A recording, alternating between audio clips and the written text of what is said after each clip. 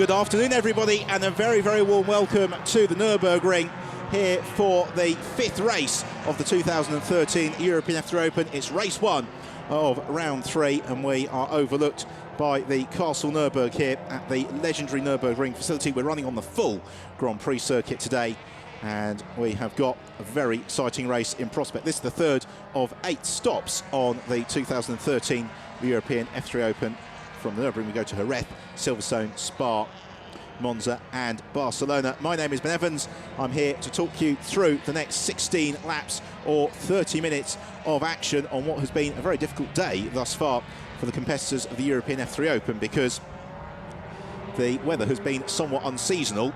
For the first day of June, the circuit was enveloped in very, very thick fog until about 1 o'clock. It means the qualifying only took place for this race an hour or so ago, and so the teams have had very, very little time to turn around the cars and get them set up properly for the race to follow. If you've never seen the European F3 Open before, to explain, there are 2 classes. There is the principal class, which is for the Dallara F312 chassis. There is the copper class for the Dallara F308 chassis. All the cars run on the Control compound Dunlop tyre. They also all run with a controlled engine and gearbox and various other parts supplied by the GT Sport organisation, and that means that the cars are incredibly evenly matched, and we have a very, very competitive championship, and a very multinational and diverse one. Something like 20 nationalities represented on the grid, including the Uruguayan Santiago Urrutia, who has got a huge support both here this weekend at the Nürburgring and watching the action back in Uruguay. Well, we've had 4 races thus far in 2013 European F3 Open and 4 winners. And the winner last time out in the second race at Portimao was this man, Ed Jones, who was the dominant driver throughout the course of the Winter Series for Team Westech. He missed the Paul Ricard races due to other commitments, but has immediately got himself back onto the pace. His Westech teammate Nelson Mason was victorious in the first race of the season at Paul Ricard, and then second and third race has gone the way of RP Motorsport drivers in the shape of, I think, lines up in second on the grid, Sandy Stuvik, who was victorious in the second race at Paul Ricard, and Santiago Urrutia. Stuvik, who has been missed consistency this season, comes into the weekend with a comfortable championship lead. He has had a first, a second, a third and a fourth place finish in the first 4 races. Whereas all of his other rivals, certainly in terms of pace at the head of the field, have encountered all sorts of issues. So a tantalising front row of Jones and Stuvik. To the inside of row 2 of the grid, we have got the Canadian driver Nelson Mason, who, aside from that win in the first race of the year, has had a fairly wretched time. His team principal John Miller was saying to me earlier on, he's just been trying to convince Mason not to drive like it's a computer game, because he and Urrutia collided going off the line in Paul Ricard. Mason then collided with Hector Hurst and Alexandre Cougnaud early in the first race at Portimao. He had a qualifying accident with Alex Sartorel qualifying for the second race, and so his luck must surely change. Fourth on the grid, and the first of the Emilio Vlotter Motorsport drivers, is the former FIA Formula 2 racer Hector Hurst, who has had 1 podium finish thus far this season. That came in the first race of the year. Paul Ricard, he also had a very strong 4th place last time out in Portimao. And Hurst, along with the Emilio Vlotter Motorsport team, have been doing a fair bit of tyre testing after the Portimao round, as did Team Westech. RP Motorsport also have been getting in the test miles. So here is the driver second in the championship, Santiago Urrutia, and that 44-point haul off the back of 2 very strong results at Portimao. First and second place for the Uruguayan driver. He had a wretched time at Paul Ricard, where he didn't score any points, but he is rapidly bringing himself up the standings as the countdown getting well underway here on the grid. The 3-minute board being shown to the drivers. The teams there then will very shortly begin to vacate the grid. 6th on the grid is the former GP3 racer Vicky Piria, and Piria, who's got a best finish of 4th thus far in 2013 with the BVM team, who are new to the European F3 Open for this year. It's an absolutely bumper grid, 31 of them in all, and this is how they line up with Ed Jones and Sandy Stuvik, row 1. Row 2, Nelson Mason, Hector Hurst, and row 3, Santiago Urrutia and Vicky Piria. Then Alexandre Torel and Alexandre Cougnaud, and all RP Motorsport row 4 from Mario Marasca and Richard Gonda, the first of the copper class runners, in 10th position. Andre Saravia and Yarin Stern on row 6. Row 7 is Roberto La Rocca and Dennis Nagulin. And then we've got Nicholas Pola and Cameron Twynham, with Sean Walkinshaw and Gerardo Nieto completing row 9. Tommaso Mencini and Igor Urian rounding out row 10. Urian, who actually spun the last lap of qualifying, fortunately without contact. Before we move on to Luca Orlandi, Damiano Favoranti. Chaewon Lim would maybe expect to see a little bit further up than 26th. The same going for Huan Zhu. And certainly Liam Venter, who will be very, very disappointed with 29th. It's Saud Al Faisal who completes the field in his RP Motorsport Copper Class car. So 31 of them in all. The grid is just about clear, and it's Ed Jones poised and ready to try and convert pole position, because the European F3 Open, the racing is very close and frantic, and Formula 3 still very much the finishing school of single-seater racing, because the cars, they look like miniature Formula 1 cars, they behave like miniature Formula 1 cars, but unlike in Formula 1, they have got considerably more grip than they do power available to them, and that means that smooth driving, corner speed, and in particular corner exit speed, is absolutely crucial, as is getting the car set up right and making sure that you manage those Dunlop tyres as best you possibly can over the course of the race. The cars then heading off on their green flag formation lap, then come back to the grid, and it will be a standing start. They're all cleanly away, nobody stalling at the back of the field. It's off from the line, the front of the pack already arriving into the first turn, weaving around, getting the heat into those Dunlop tyres, because not only have we had the fog today, but we've also had a pretty chilly day as well. It's very breezy. The weather's yet to crack 10 degrees centigrade. It's generally speaking altogether unseasonal. Well, there is the Slovakian driver Richard Gonda, who is hot on the heels of a very, very good weekend at Portimao, and he's out-qualified the young Israeli driver Yaron Stern. Stern, who's been on the podium as well this year. He was second in the second of the Paul Ricard races, and very nearly won that race. He was right on the tail of Sandy Civic. He just couldn't force the Thai driver into making the mistake to challenge for him. Well, last year when we came here to the Nürburgring, it was Amelia Volta Motorsport and Team Westtech who were the teams to beat, with Mans Grenhagen and Sam de Jong being the star drivers over the course of the weekend.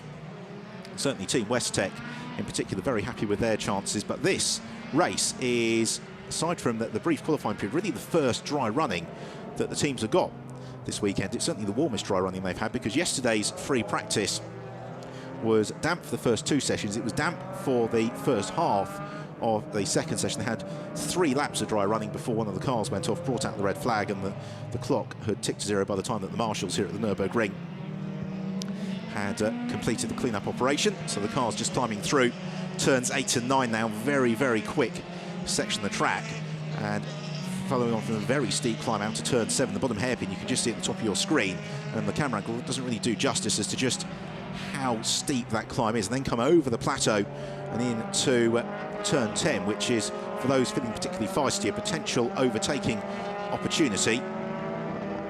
And then they come out of turn 10, and that sets them up for another very, very fast section of circuit. A bit of weaving around still, getting heat into those tyres. A driver to watch for there, you can see him back of your shot, is Alexei Chuklin, number 5, just pitching the car sideways there, driver with the blue helmet. Chuklin's had a hugely frustrating this weekend thus far with various mechanical issues, but the Russian driver, he's raced here in Formula Renault, admittedly not on this full Grand Prix circuit, has got a 5th and a 6th place finish to his credit already this season. I think he's one of those drivers we can expect to see pushing on through the field as the race progresses. So the cars coming out of the final chicane, those at the front of the pack, and then they will begin to form up on the grid. Said it's a 16-lap or 30-minute timed race. And if you've watched the races before in the European F3 Open, you might be thinking, why is it 30 minutes, not 35 minutes? Well, this is one of the concessions that's been made to the timetable this weekend to make sure that everybody is able to squeeze their racing in. But generally speaking, we'll complete the 16 laps with no trouble at all, unless we have the intervention of a safety car. So the driver's just taking the last opportunity to spin up those rear tyres, get a little bit of heat as Artur Janos, bright yellow helmet, in the Campos Racing Car driver who actually spun in qualifying, just looks to light up his tyres. It's Gavin Wills, one of the senior figures at the Westtech team, as his driver, Ed Jones, comes to his marks in pole position. So Jones is the blue car. Alongside the front row of the grid is the traditional RP Motorsport coloured car of Sandy Stuvik, which is the silver, black and orange. His teammate Saud Al-Faisal towards the last car in qualifying, but Al-Faisal, who is one of the most successful drivers in the history of Middle Eastern motorsport, having been very successful in particular in radicals in the Middle East at the Dubai Autodrome and also the Yas Marina circuit as well.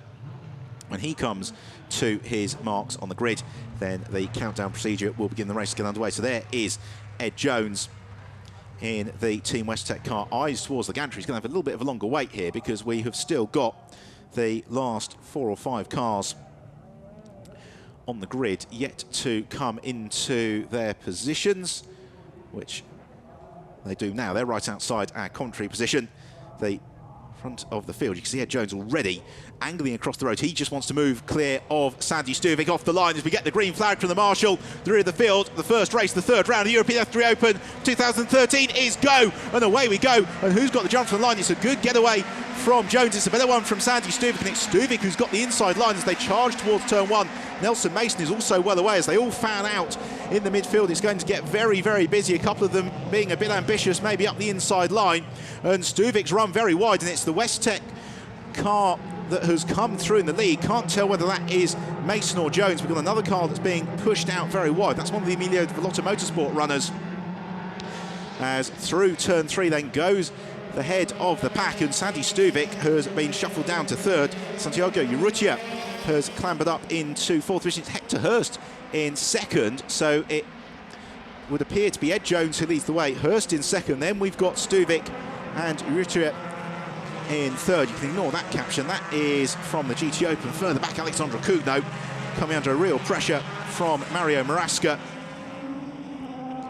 as the front of the field work around the turn 7 hairpin. Amazing, they've all got through the first couple of corners okay with no contact, although plenty of ferocious dicing in the middle of the pack climbing out of turn 7, and some nice battles already beginning to shape up through the field.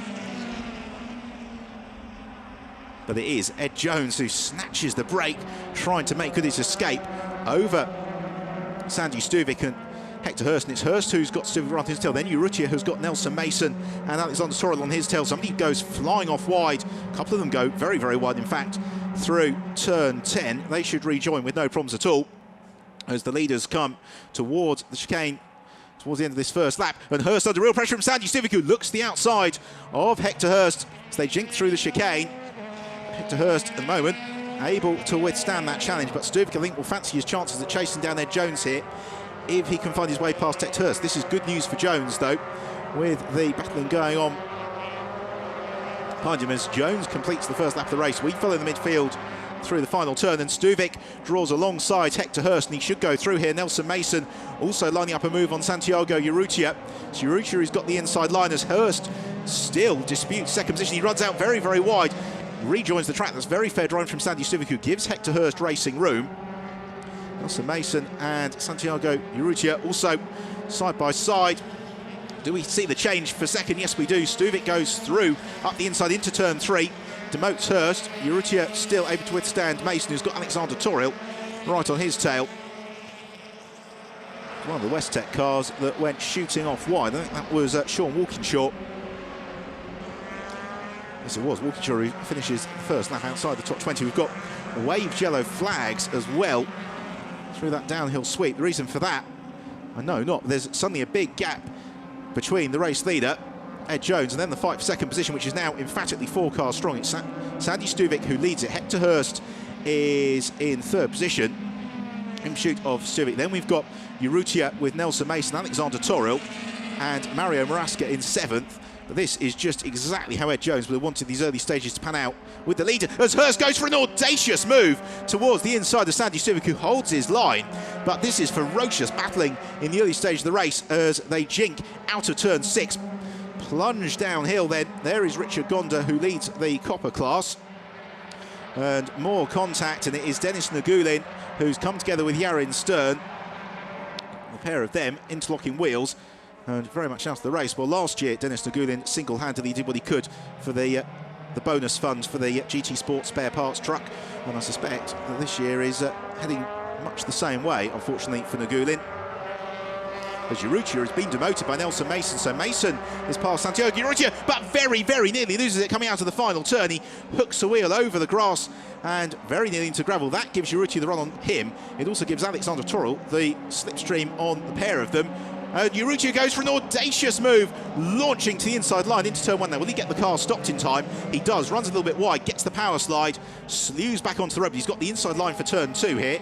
Nelson Mason trying around the outside line.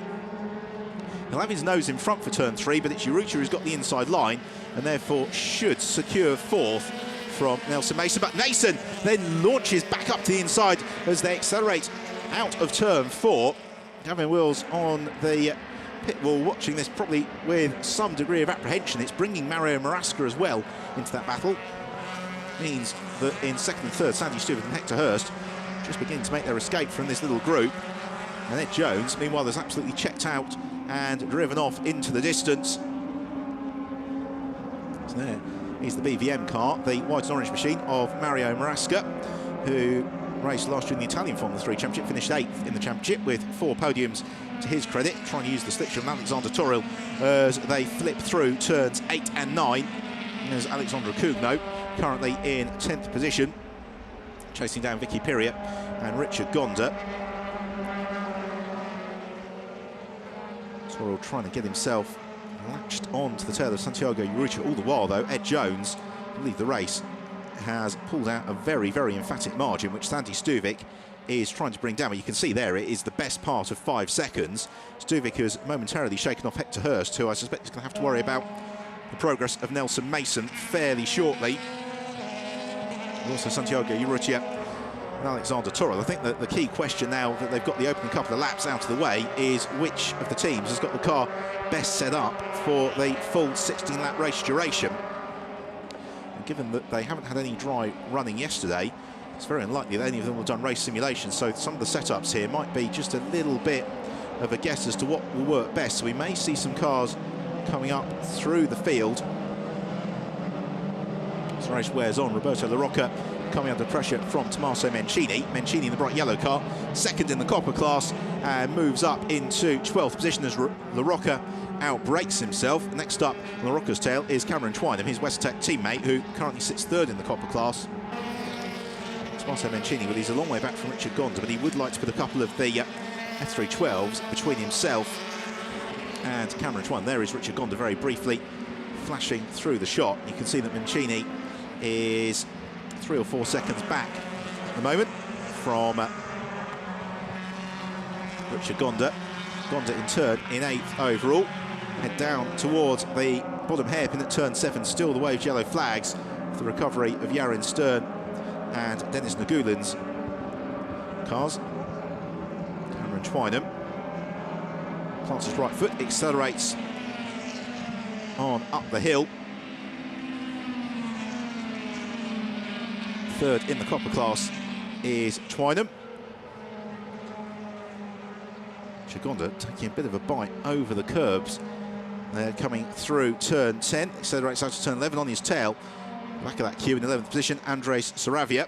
Saravia, who had a start line coming together with his teammate Alexei Chukvin in the second race at Portimao, so he will want to put together a pretty solid drive here to get himself on to the instrument. As we thought, Nelson Mason is getting onto the tail of Hector Hurst here in the fight for third position. Sandy Stuvik, well, he's not making any inroads whatsoever into Ed Jones, but he is slightly clear of Hector Hurst by about 0.3 of a second. Nelson Mason then trying to close up on Hector Hurst. He's not really going to be close enough to challenge into the hairpin at turn 1 on this occasion. Instead, what we'll try and do is force Hurst into an error, try and get Hector Hurst to drive using his mirrors rather than get the road ahead of him. And that can be effective sometimes in forcing the mistake, but at the moment Hurst doing everything right. Mason, though, pushing very hard, snatches the brake into turn 3. So Alexei Chukvin is actually beached in the Emilio Villotto Motorsport car, and he was coming up through the field very nicely before that happened. So it was probably on the outside of turn 11, not turn 11 rather, outside of turn 6, which is where the recovery vehicle is in action. So we've lost a couple of them in the early stage of this race. The real battle, though, is the one that's ongoing for second position, because Sandy Stuvik is doing what he can to escape from Hector Hurst. Hurst, though, now that he's seen Nelson Mason in his mirrors, has got a little bit of a hurry up in the black number 6 car. Ed Jones still leads very comfortably. Then from Sandy Stuvik, Hector Hurst and Nelson Mason. Actually, somewhat surprisingly, the three of them just beginning to drop Santiago Urrutia. There is Urrutia. It's now something like 7 or 8 car lengths back from Mason, and he has got Alexander Toro to worry about. Mason, again, a little bit exuberant maybe, running wide, kicking up the dust. Ed Jones, though, no such dramas for him. And now it's really the turn of Hector Hurst just to challenge Sandy Stuvik, and the gap coming down between the pair of them last time around. I think it's going to come down even further this time, because Hurst only a couple of car lengths of Sandy Stuvik. Then another good battle that's shaping up with Richard Gonda just clear of Vicky Piria. Gonda, though, probably doesn't want to get too involved in that fight, because he is leading the Copper class. Doesn't want to fall into the trap that Kevin Giovese did last year when he was in the Copper class car up amongst the cars fighting for the lead of the race, which was occasionally getting involved in other people's incidents and losing points. And Piria dives to the inside of Richard Gonda, gets her car stopped just in time for turn 1. That's a really nice move. And actually Gonda a little bit slowed on the exit. That then leaves him vulnerable to challenge from Alexandra Cugno. The fight for 9th and 10th position between the pair of them accelerates out of turn 2. Around the left-hander at turn 3. And then through the right at 4. Gonda just running out over the curbs ever so slightly. Well, 11 laps to go here at the Nürburgring. This is probably the best of the fights at the moment amongst the front runners, with Gonda coming under a little pressure from Alexandra Cugno. We've still, though, got yellow flags down at the hairpin at turn 7, so no overtaking potential there for Cugno and Gonda. Also, Andre Saravia is just beginning to home in on that fight as well in the Emilio Dell'Otto Motorsport car. It is the fight for 9th. Gonda leads the Copper class. He's a long way clear of Tommaso Mencini, who is currently 2nd in that class at the moment. And Cugno thinks about the move on Richard Gonda. Gonda, though, swoops across, claims the racing line for turn 10. Then head onto one of the fastest sections of the circuit, coming out of turn 11, and the downhill swoop towards the absolutely flat-out right-hander of turn 12. Out of turn 12 then comes Richard Gonda with still in hot pursuit Sandra Cugno. Cugno knows all about the characteristics of the Lara F308, because he raced one last year with the top F3 team, and he raced it with some considerable success. 8 podiums in last year's Copper class campaign, on the way to 3rd in the class, which, as we said, was won fairly emphatically by Kevin Giovese. Still, the fight for 2nd and 3rd continues, with Santiago Urrutia being closed in on by Hector Hurst, and the pair of them actually now fairly comprehensively drop Nelson Mason. Mason slips 1.4 seconds back from Hector Hurst, which really releases Hector now to begin to pressurise Sandy Stuvik. Stuvik, who last year was 14th in the Formula Renault NEC Championship, but was champion a couple of years ago in Asian Formula Renault. He spins up the rears, pushing very, very hard is Sandy Stuvik, and it means he's actually closing back in on Ed Jones. He was half a second quicker than Jones last time around. I suspect that's not a particular concern for Jones, given that he has got the best part of a 5-second lead. He's just going to be able to measure his pace, and if things stay as they are, he will be our first double victor of the 2013 European F3 Open season. So there is the race leader, Jones. Then we have that 5-second gap back to Sandy Stuvik. He's got Hector Hurst still with him. Nelson Mason doing what he can to close in on him.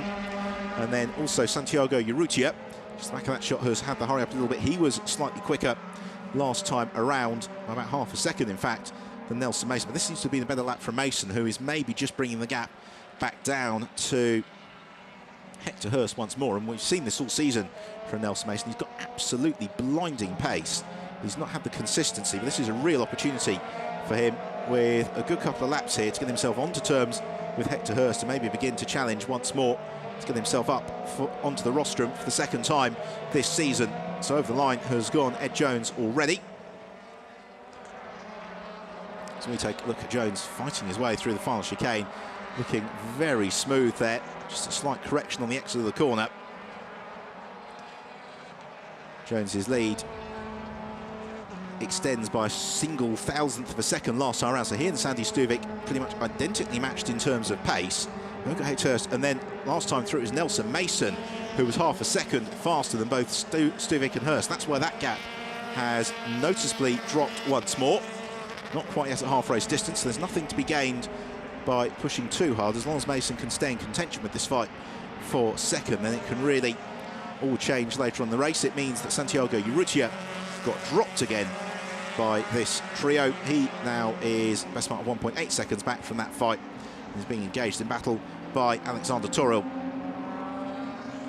Hurst maybe a little bit deeper onto the brakes into turn 7 than Sandy Stuvik on that occasion. Be interesting to see whether or not Hurst gathered that up in time for the exit as they climb up the hill and flash through turns 8 and 9. It's Mason who is emphatically the man on the move here.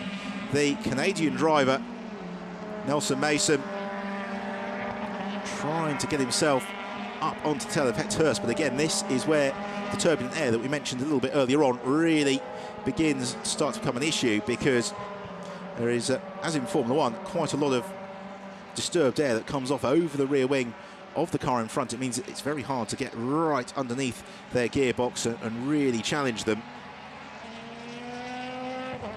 So Mason's going to have to balance the remainder of his race pretty much perfectly.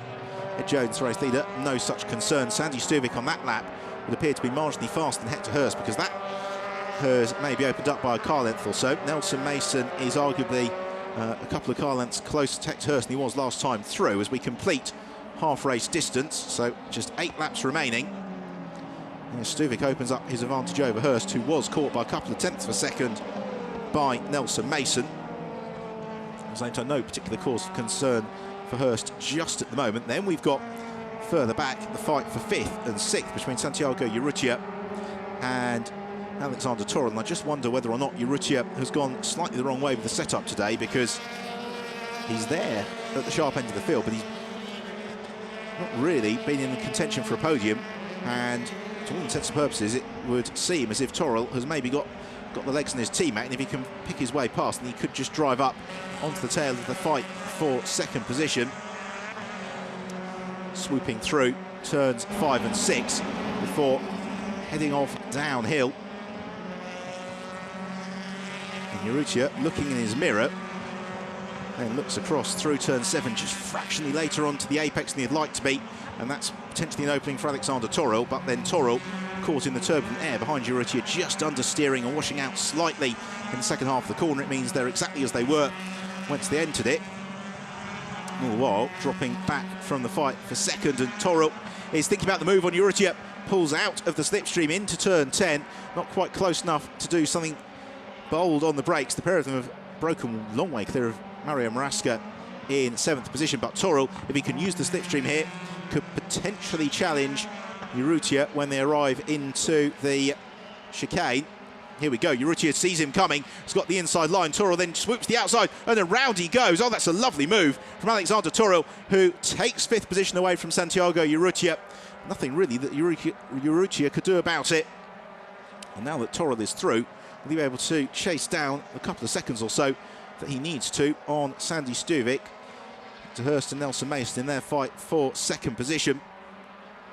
Will Urrutia possibly have the opportunity to retaliate under braking into turn 1? Well, that's certainly what Urrutia would like to do, but he's not able to get quite close enough. So the pair of them head through the newest section of this Nürburgring Grand Prix circuit. It was completed about a decade or so ago. It does offer lots of overtaking opportunity. You can get close enough to your rival before they then head out onto the swoops of the remainder of the track. So the task for Toril is to close down now 3.5 seconds on Nelson Mason, which feels like it might be a little bit too much of an ask. He's already gained something like 3 car lengths on Santiago Urrutia. Urrutia under no real threat. That 6th position as Wan Zhu and Saudal Faisal do battle into the chicane. Zhu outbrakes himself, rejoins, arguably having gained a little bit of an advantage over Al Faisal there. The fight for second, third and fourth still as it was, with Nelson Mason bringing up the tail of that train of cars. Jones still leads the way by the best part of 5 seconds. Then we've got Stuvik, and it's now Hector Hurst who's taking his turn to come back to Sandy Stuvik in this battle that fortunes have ebbed and flowed. But no driver has really had a sustained period of 3 or 4 laps where they've been quicker than the car in front of them, which is what they need to start to mount a challenge. And actually, for the first time, there's a little bit of daylight beginning to open up behind Sandy Stuvik, Hector Hurst, and likewise from Hurst to Mason. The gap between each of them is probably going to be something in the region of a second or so at the end of this, the 10th lap of the race. Out of the final turn they come, and it's Mason who, once more, is probably the quickest of the trio. He was on that lap. He was 3/10 quicker than the cars in front of him. It leaves him, though, still 6/10 of a second back from Hector Hurst, not really quite close enough to challenge. Alexander Toril has fallen a further second back from that fight in front, and that's because Santiago Urrutia has got a little bit of a second wind here and is coming back. Tim Andres Saravia has got Tommaso Mencini, Roberto La Rocca and Nicholas Poe and Richard Gonda rather on his tail, and it's Gonda who has fallen into bother here, and Gonda has lost the lead of the Copper class to Tommaso Mencini.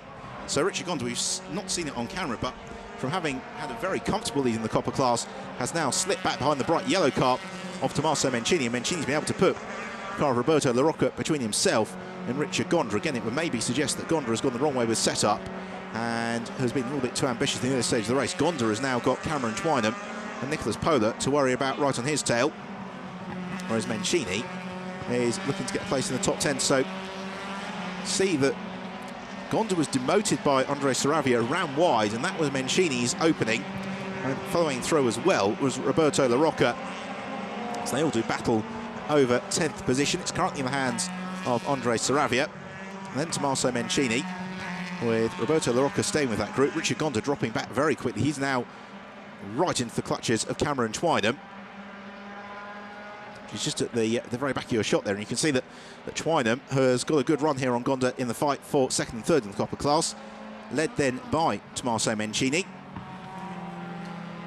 Mencini, who was very successful in Formula Renault in Italy last season. He's also raced in the UK in Formula Palmer Audi.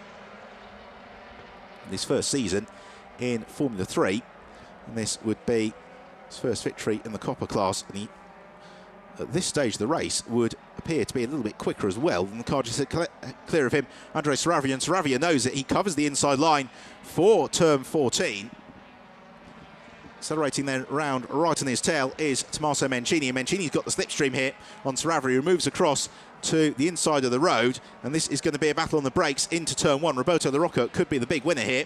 He just sits back from the two cars that are side by side ahead of him. Again, Saravia's got the inside line. Mencini, they'll be looking for a tighter turn through the exit apex, trying to force the error from Andres Saravia, which Saravia doesn't quite do. And then we have got Roberto La Rocca still part of that scrap. Richard Gonda has dropped a long way back from it. He's still keeping Cameron Twynham and Nicholas Pola at bay, but that's a very good battle for second in the Copper class. This is the fight for 10th in the race overall. Roberto La Rocca in 12th, and he will have really been hoping for more, because he's got the speed to be right at the head of the field, as we've got a car rotating off into the gravel trap. I suspect probably not to recover from there, and that is very disappointing for Valeria Carballo. She's beached, and a retiree as well, with just 5 laps left in the race. Still, by the way, no change in the top order. It's Ed Jones who leads from Sandy Stuvik, Hector Hurst, Nelson Mason and Alexander Toril, giving you your top 5. And that battle is just ebbing and flowing, because it's now Mason who's dropped a long way back from Hector Hurst, who's coming back once more at Sandy Stuvik. Still Santiago Urrutia asking all the right questions of Alexander Toril, but he's not really quite close enough to challenge. There is the beached car of Valerio Carballo. Now, will Urrutia be able to just get that slipstream that he needs on Alexander Toril? This is a much better run through turn 14 on this occasion, and it's Toril, though, who's sticking to the conventional racing line. This is the fight then for second and third between Sandy Stuvik and Hector Hurst. And Hurst They're not quite able to get onto terms with Stuvik. Nelson Mason slipped to be 1.5 seconds back from that fight, which would indicate probably a bit of a mistake from the Canadian driver on that previous lap, because when we last saw that scrap, he was the fastest of that group, but he has just dropped back slightly from it, and Hector Hurst not particularly in a position to really challenge, but this would be Hurst's second podium of the season. It would be Sandy Stuvik's fourth podium of the season. It would further extend his championship advantage, although Ed Jones, with 2 wins in a row, potentially poised to bring himself rapidly up into championship contention. Jones had a 4th place as well at Portimao. Be very happy to net the points. Nelson Mason, likewise, would like to be on the podium. I think, given the way that the last 3 races have gone, a solid points finish is exactly what he and the WestTech team really want to see to get his title campaign getting back underway. We've got 3.5 laps or 5.25 minutes remaining, so it could be that this race is going to run to time. They come on towards the yellow flag zone where Valeria Carballo had her spin, but hers not really in a position to quite challenge Sandy Stuvik. Pair of them accelerating on towards the final corner and winding up the throttle to complete the 13th lap of the race. We've got one car, or one team manager rather, summoned to race control. That's Huan Zhu, who we saw cutting that chicane a few moments ago. It did seem as if he gained an advantage, and given that representative of Team WestTech's been summoned to race control to discuss the matter, I suspect that's exactly the conclusion the race director drew as well.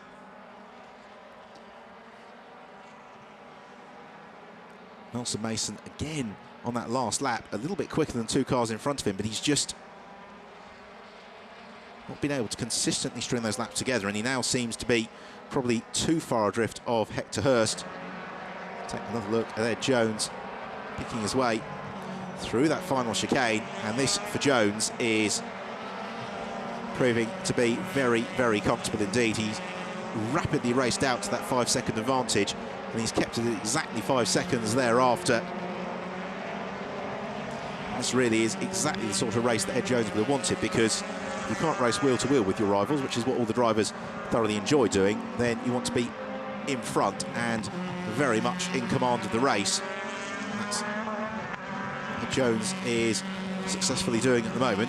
See that Sandy Stuvik is just able to chip away at Jones' advantage, but Jones doesn't need to push the car any harder than he absolutely has to. He can circulate comfortably in the high 1 minute 55 bracket and will be under no pressure at all into the latter stages of the race. Arriving into the chicane, accelerating along in parallel to the Nordschleife circuit before heading through the final turn and completing lap 14 of the 16 here. I think we should go the full race duration, because the clock's not going to tick to 0 at the end of the next lap, and that will be the lap that takes them in. It's the final lap of the race, so smiles from the mechanic on the pit wall, and with good reason here. The advantage over Sandy Stuvik comes down fractionally to 4.6 seconds. It's certainly of no concern to Jones particularly. It's been a good lap from Stuvik, though. He has been able to buy himself another 1/10 of a second over Hector Hurst, and in turn Hurst was just 1/10 of a second slower than Nelson Mason, and Mason not really near enough to challenge that. We have got the drive-through penalty, as we suspected, for Huan Zhu for cutting the chicane in his battle with Saud Al-Faisal.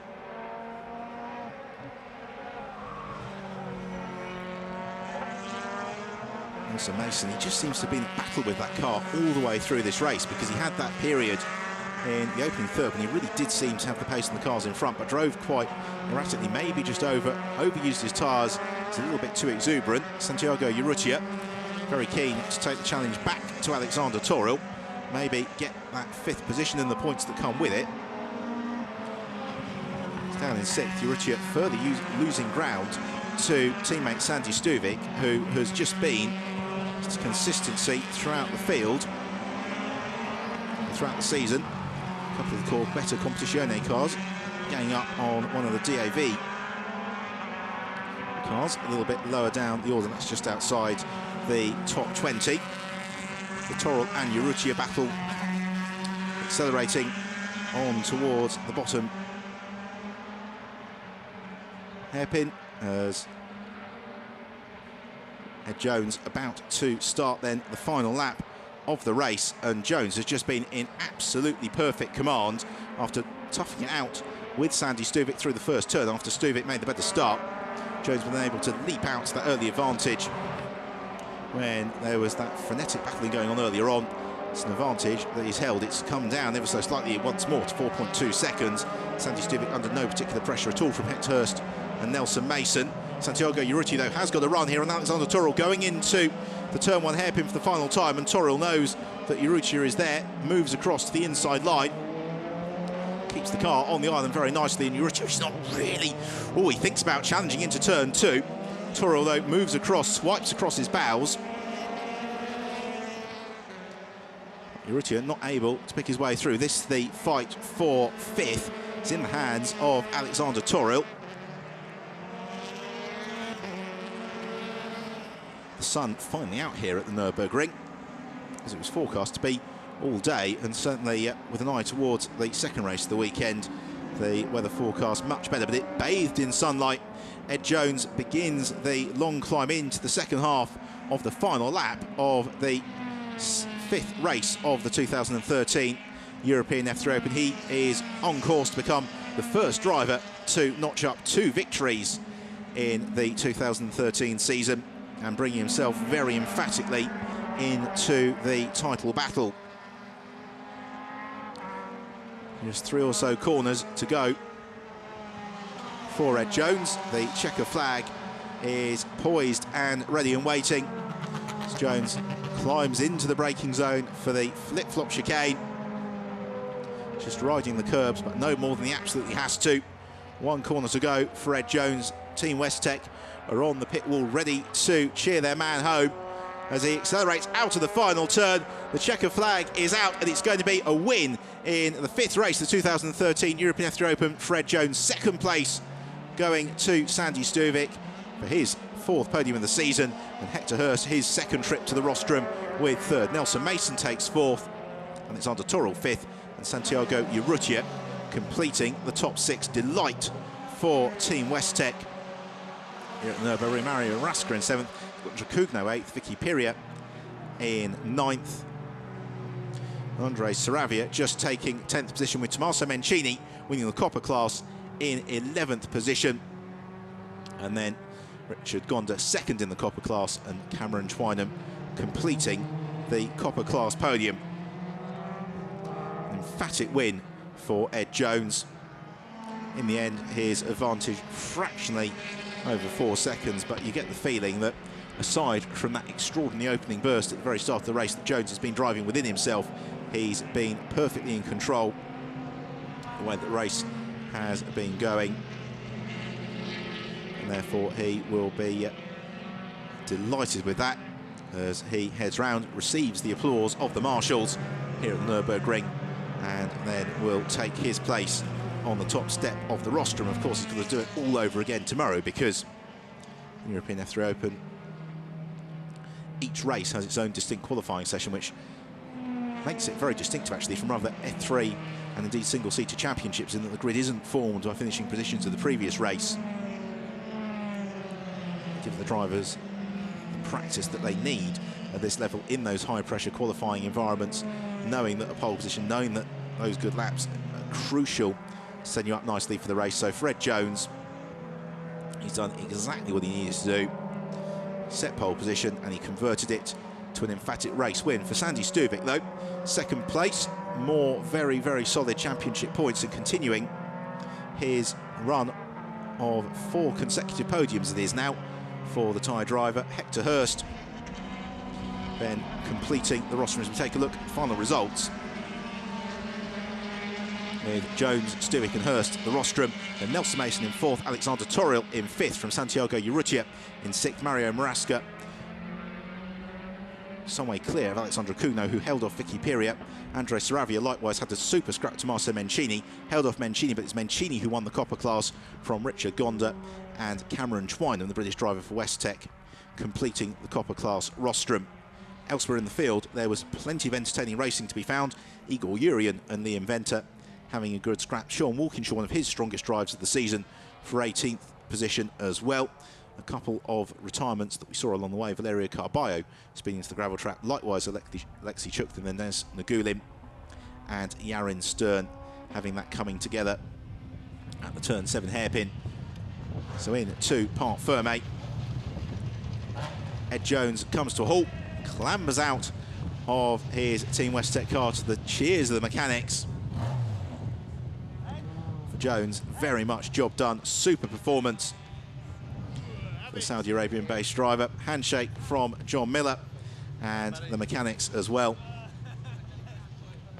And the tradition at Team Westech is that whenever one of their drivers wins the race, the whole team gets a big bar of chocolate each. So once more, with the 3rd victory of the season for Team Westech, it's going to be an expensive trip to the local supermarket. Tommaso Mencini putting together a fantastic performance to win the Copper class. Hector Hurst back on to the podium, and again notching up now what's looking like a pretty strong and consistent set of results for Hector Hurst, with a 2nd and a 4th already this season, alongside a 10th place as well. So he is beginning to bring himself into championship contention. The drivers very shortly will be whisked up to the rostrum, celebrate from the first race this weekend. Very entertaining it was too. And this is what it does, the Drivers' Championship. So Sandy Stuvik still leads the way. Ed Jones has raced himself with just 3 races this year up into 2nd, with Alexander Toril in 3rd, Santiago Urrutia in 4th, and Hector Hurst, as we thought, bring himself back into contention in 5th, and Nelson Mason in 6th, but an awful lot of ground to make up for the Canadian driver. Yarin Stern, no points for him, so he slips down into 8th, and likewise for Alexei Chukdin in 10th position. Let's take a look then at the highlights of the race, and really the race was decided off the line. It was Stuvik who got the better start over Jones, but then Jones, just out of our view, was able to force the mistake from Sandy Stuvik as they went through the first turn. It was Hector Hurst who had his nose slightly in front. Then Jones, accelerating around the outside through turn 2, was able to take the lead of the race. Lead he wouldn't relinquish. Further back, there were dramas to be seen. Yarin Stern being somewhat drop-kicked out of the race by Denis Nagulin. Santiago Urrutia and Nelson Mason having plenty of fun in the early stages before eventually Mason was able to pick his way past the Uruguayan driver and pull clear in 4th position, which he wouldn't relinquish. Further back, there was plenty of drama and overtaking. Valerio Carballo very late on the brakes. Mario Marasca, one of his best performances of the season, for 7th. This is the move then that gave 5th to Alexander Toril, demoting Santiago Urrutia. Toril able to maintain that 5th position all the way through to the flag. It was Ed Jones who took his 2nd win of the season, with Sandy Stuvik in 2nd and Hector Hurst completing the podium, although Mason was in a very close 4th. Delight then for Jones. Take another check at the final classification, and Jones doing the gentleman's set pole position, race win, and indeed fastest lap of the race, a 1 minute 55.102. Opportunity to enjoy some of the high definition slow motion shots of the cars at work around the Nürburgring. Track the drivers really enjoy, because lots of fast swoops and sweeps to get to grips with. Also a track that does encourage close running together on the track. Certainly Andre Savaria, who we see there, had plenty to do during the course of the race. Very, very fine battle he had with Tommaso Mencini and Roberto La Rocca.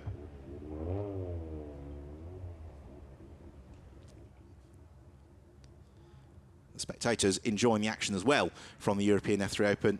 And they're bringing the drivers then about to be announced on to the rostrum. As they're the 2 separate podiums, one for the race overall and one for the Copper class.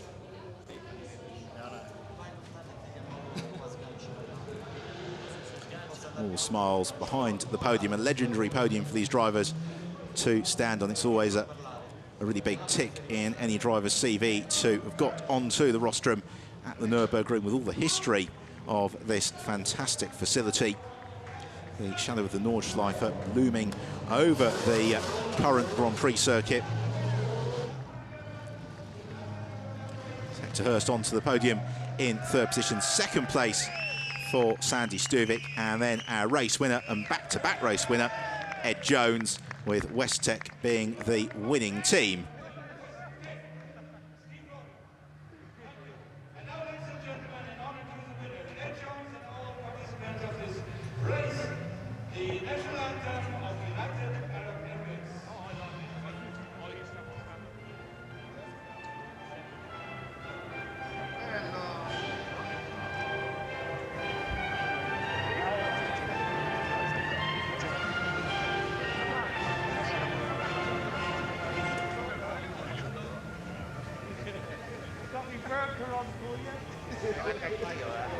National anthems then on the podium at the Nürburgring.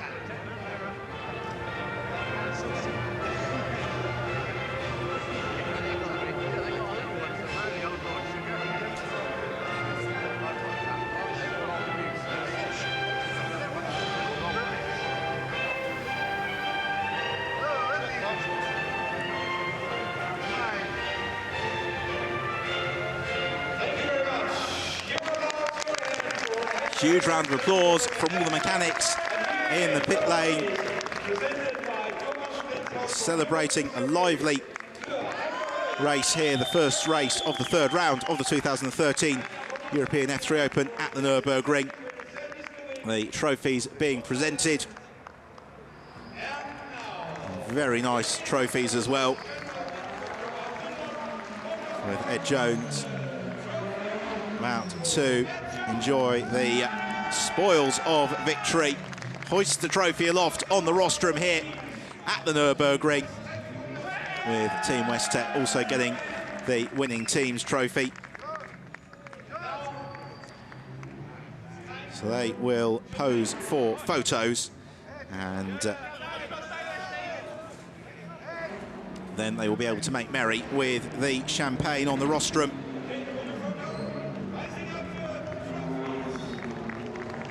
Smiles abounding.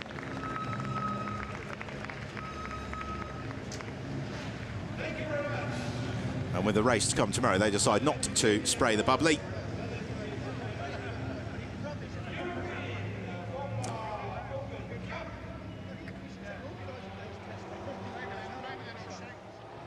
Let's more enjoy the cars in action. Hector Hurst, lovely shot there through his visor. You can see the full concentration from Hurst. Stuvik as well, having to work so hard through the course of that race, with Hurst and Nelson Mason right on his tail. And then Ed Jones, the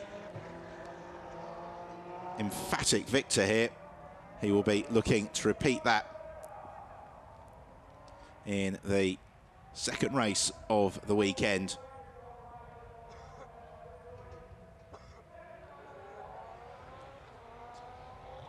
Hopefully the weather won't be quite as inclement as it has been today.